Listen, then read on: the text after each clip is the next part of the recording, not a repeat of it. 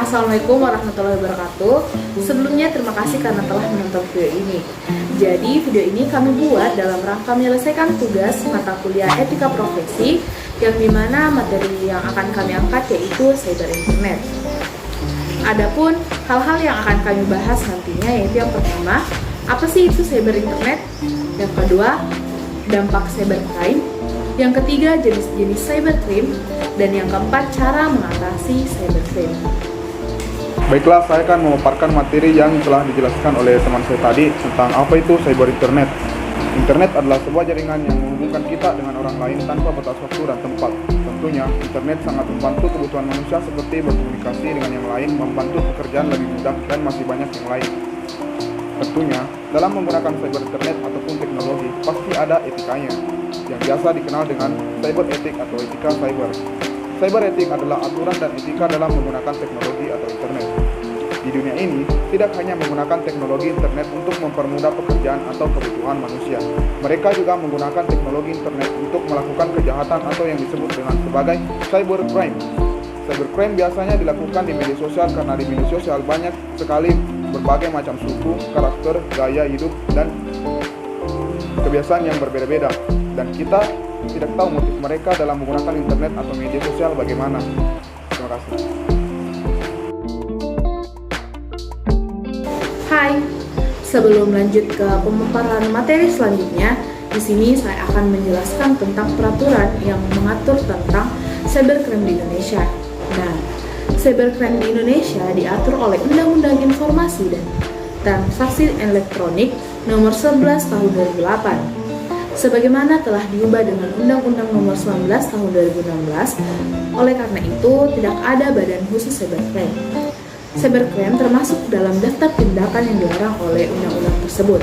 Nah, dalam undang-undang ini, pelaku cybercrime itu dimaksud dengan setiap orang dengan sengaja dan tanpa hak atau melawan hukum mengakses komputer dan atau sistem elektronik milik orang lain dengan cara apapun. Yang kedua, setiap orang dengan sengaja dan tanpa hak atau melawan hukum mengakses komputer dan atau sistem elektronik dengan cara apapun dengan tujuan untuk memperoleh informasi elektronik dan atau dokumen elektronik. Dan yang ketiga, setiap orang dengan sengaja dan tanpa hak atau melawan hukum mengakses komputer dan atau sistem elektronik dengan cara apapun dengan melanggar, menerobos, melampaui atau menjebol sistem pengamanan. Baik, di sini saya akan membacakan materi tentang dampak dari cybercrime. Kejahatan cyber merupakan bentuk kejahatan yang baru pertama kali dialami oleh masyarakat dunia karena hal ini terjadi sejak adanya internet. Bentuk-bentuk kejahatan cyber diantaranya cyber teroris, cyber pornografi, hacking, cracking, defacing, sniffing, carding, finishing, spamming, hingga scam dengan berbagai macam motif dan cara.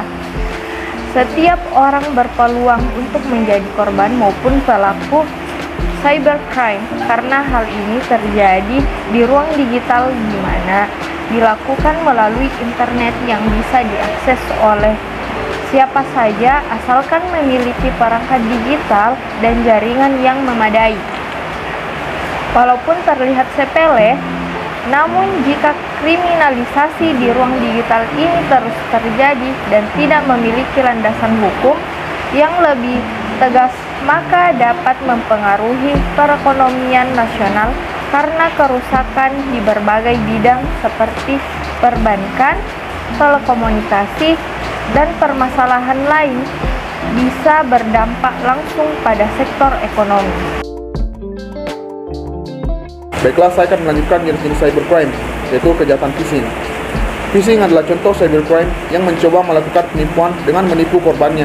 Umumnya, kejahatan ini dilakukan melalui email atau media sosial lainnya seperti mengirim tautan palsu, membuat situs web palsu, dan lain-lain. Tujuannya adalah untuk mencuri data penting korban seperti ID, password, PIN, one-time password, dan dari rekening keuangan seperti mobile banking, internet banking, pay later, dompet digital, atau kartu kredit. Terima kasih. Nah, jenis cybercrime selanjutnya yaitu serangan ransomware. Ransomware adalah malware atau perangkat lunak berbahaya yang tidak hanya dapat menginfeksi komputer, tetapi juga menyandera data pengguna. Kejahatan ini dapat menimbulkan kerugian yang besar bagi korbannya. Penyerang akan meminta tebusan kepada korban jika mereka ingin menghapus atau menghancurkan ransomware. Jika korban tidak memenuhi permintaan tersebut, penyerang tidak segan-segan mengancam akan membuat datanya korup dan tidak dapat digunakan.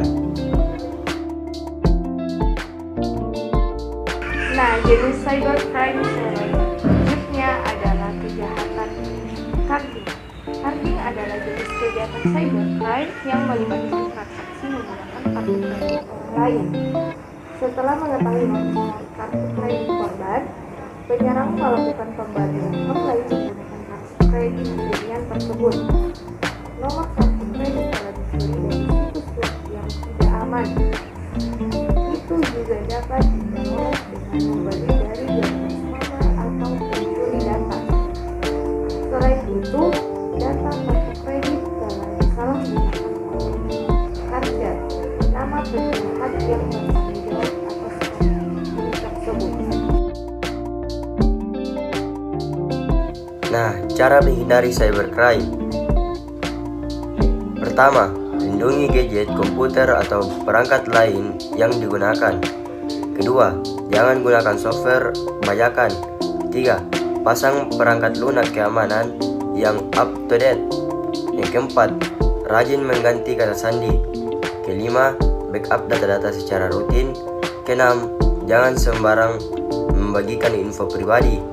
Yang ketujuh, abaikan lampiran surat elektronik dan URL yang terindikasi mencurigakan.